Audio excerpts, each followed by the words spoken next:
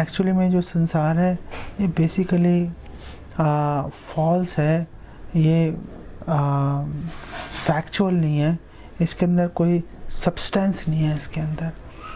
तो ये प्रश्न खड़ा कर देते हैं कि भगवान तो टेम्परेरी के सेंस में बोल रहे हैं, लेकिन अगर कोई बोले कि अगर फैक्चुअल नहीं है तो फिर लोग सुख और दुख का अनुभव क्यों कर रहे हैं? अविद्यमान है भी कि अगर विद्यमान नहीं है तो सुख दुख का अनुभव क्यों कर रहे हैं?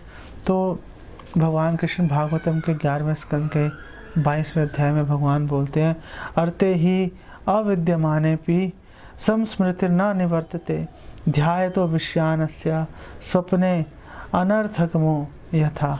कि अगर कोई इंद्र तृप्ति पर अगर कोई ध्यान लगा रहा है, इंद्र तृप्ति करना चाहता है, भौतिक जीवन में घुसना चाहता है, तो जो भौतिक जीवन है उसकी कोई उसका ठोस आधार नहीं है, उसका कोई ठोस आधार नहीं है, लेकिन फिर भी वो जो भौतिक जीवन है वो जाता नहीं है, वो साथ चिपका रहता है।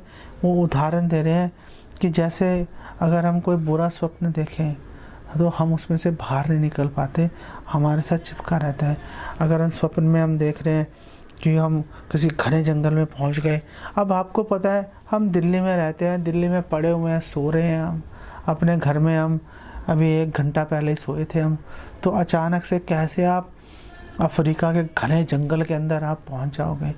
लेकिन आप इंटेलिजेंस का यूज़ करके उसमें से बाहर नहीं निकल पाते।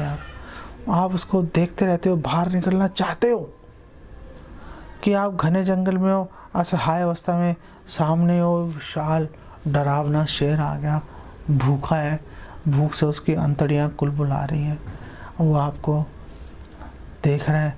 वो आपको जब देख रहा है तो बेसिकली आपको नहीं, आपके अंदर कितना मांस है आपके शरीर पे, उसको देख रहा है वो। तो उस समय हम चाहते हुए भी हम उस स्वप्न से बाहर नहीं निकल के आते हैं, चाहते हुए भी हम उस स्वप्न से बाहर नहीं निकल आते। हम पीड़ा सहन करते रहते हैं, हमारे देखते ही देखते वो जो शेर है हम पे हमला कर देता है और हमें खा जाता है, और हम पूरा दृश्य देख रहे होते हैं, वो देखो वो शेर हमें खा रहा है, हम उससे बाहर नहीं निकल पाते। दूसरी, तो ये कैसे होता है, ये कैसे हो रहा है कि ठोस कोई आधार नहीं है फिर भी हम झेल रहे हैं?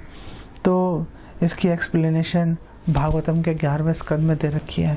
वहाँ बताया गया कि देखो, आत्मा तो सत्य है ही, जो आत्मा है वो तो फैक्चुअल है, वो तो सत्य है, सभी को पता है, न जायते मृत्येव कदाचिन।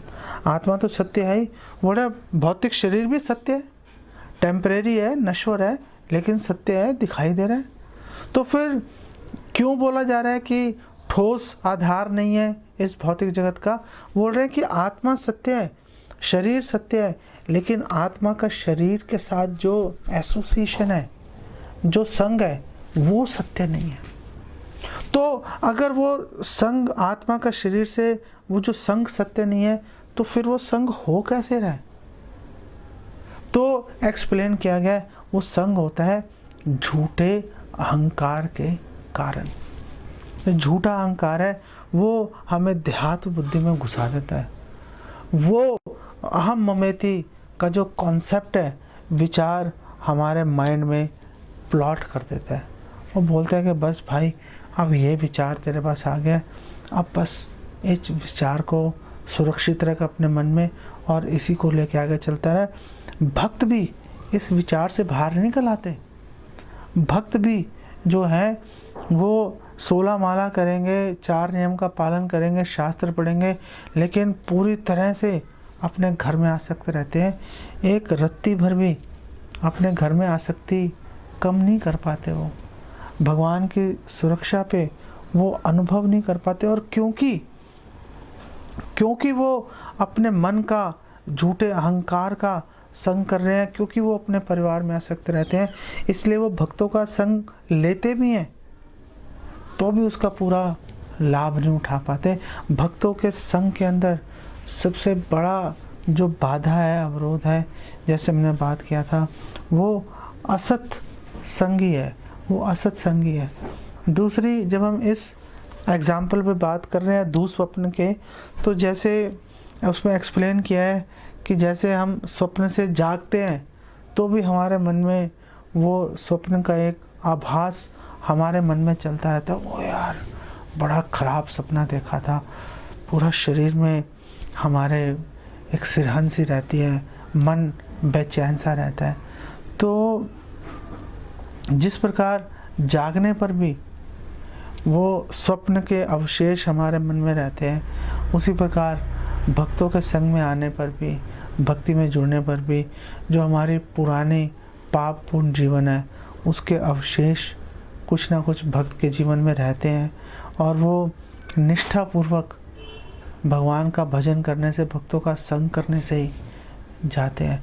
प्रभुपाद उदाहरण देते थे कि एक पंखा चल रहा है, आपने ऐसा नहीं कि स्विच बंद करते ही उसके जो पर हैं पंखे के घूमना रुक जाएंगे, वो घूमते रहेंगे थोड़ी देर, धीरे धीरे धीरे धीरे धीरे धीरे उनके जो पर हैं घूमना बंद कर देंगे। तो जैसे हम भक्ति में जुड़ते हैं तो हमारा भौतिक जीवन का स्विच ऑफ तो कर दिया, लेकिन जो पुरानी हमारी टेंडेंसीज है, जो पूर्वाग्रह हैं, वो तो अभी घूमते रहते हैं, और उसके कारण हम भक्तों के संग में आकर भी उसका पूरा लाभ नहीं ले पाते। तो सवाल ये है कि कितनी देर तक हम इन परों को घूमता रहने देंगे, कितनी देर तक हम भक्तों के संग में आकर भी हम वो लाभ हम उसका उठा नहीं पाएंगे, हम उस लाभ से हम वंचित रहेंगे। ये तो बेसिकली हमारे पर ही निर्भर करता है। भगवान कृष्ण भगवद गीता में 11:28-15 में भी कह रहे हैं कि जब हमने ये जो जितने भी अहंकार, शोक, लोभ, मोह, मद मत्सर्य, ये सारे जितनी भी वस्तुएं हैं, ये आत्मा के गुण नहीं है। ये आत्मा से जन्म नहीं ले रहे। ये कहाँ से जन्म ले रहे हैं? ये झूठे अहंकार से जन्म ले रहे हैं। और यहाँ पर श्रील प्रभुपाद बहुत विस्तार से इसके प्रपोर्ट में 11:28-15 इसके प्रपोर्ट में बहुत विस्तार से श्रील प्रभुपाद एक्सप्लेन कर रहे हैं कि झूठे अहंकार से कैसे हम लोग परेशान रहते हैं, जीवात्मा को कैसे ये झूठा अहंकार परेशान करता है। और श्रील प्रभुपाद कह रहे हैं इस झूठे अहंकार के कारण ही जो व्यक्ति है और राग और द्वेष, इन दो चीज़ों के अंदर फंस जाता है। ये झूठा अहंकार ही है कि हमें कुछ वस्तुओं से, कुछ व्यक्तियों से हमें राग उत्पन्न कर देगा, आसक्ति उत्पन्न कर देगा, और कुछ लोगों और वस्तुओं के प्रति घृणा, द्वेष उत्पन्न कर देगा। ये झूठे अहंकार से जनित है।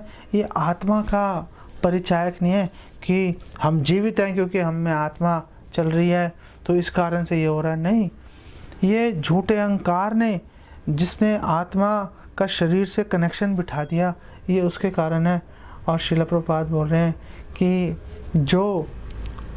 जिसने ये झूठे अहंकार को अपने ऊपर कब्जा करने दिया, जिसने उस झूठे अहंकार का इलाज नहीं किया, जिसने वो जो झूठा अहंकार है राग द्वेष के माध्यम से जीव को फोर्स कर देगा, उसको मजबूर कर देगा भौतिक शरीर बार बार ग्रहण करने के लिए। और इस तरह से जो आत्मा, जो जीव है, वो बार बार जन्म लेता रहता है और बार बार वो मरता रहता है।